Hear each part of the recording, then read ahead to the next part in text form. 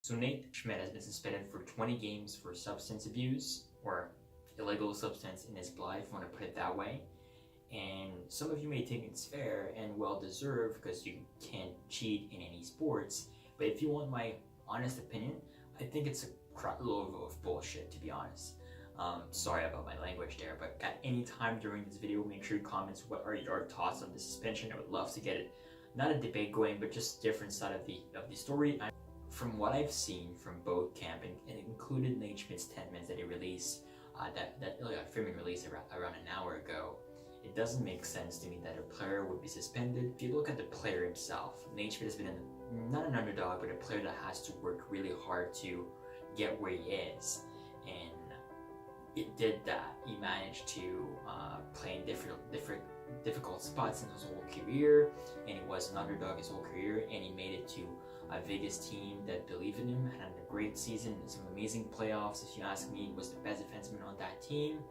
And now his whole reputation that his work for the past 15, 20, 25 years is all going down to nothing. Because the player will always have, or fans will always have that doubts in their mind that he cheated, which, if you ask me, is completely unfair. Not only the substance that was in his blood was barely nothing, I believe that he didn't take anything on purpose, because why would you take anything that would not affect your body on purpose? Like, why would you take that risk to taking something in such a small quantity, to risk it all for absolutely no gain? His test in terms of cardio and everything has been the same all year round. The substance in his blood was proven by 2 specialists that it did not affect anything. It's not even a pinch of salt in an Olympic-sized pool. Like, tell me, would you taste that difference? No, you wouldn't. And he always took what the team told him to do.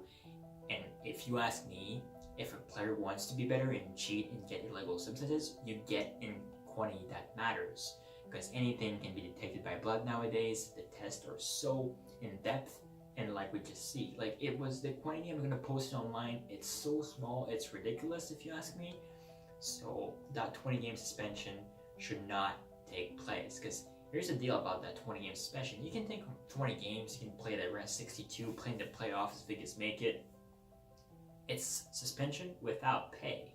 Now, of course, you can say those players are millionaire and they don't need that money, but he's gonna lose over $500,000 for a substance.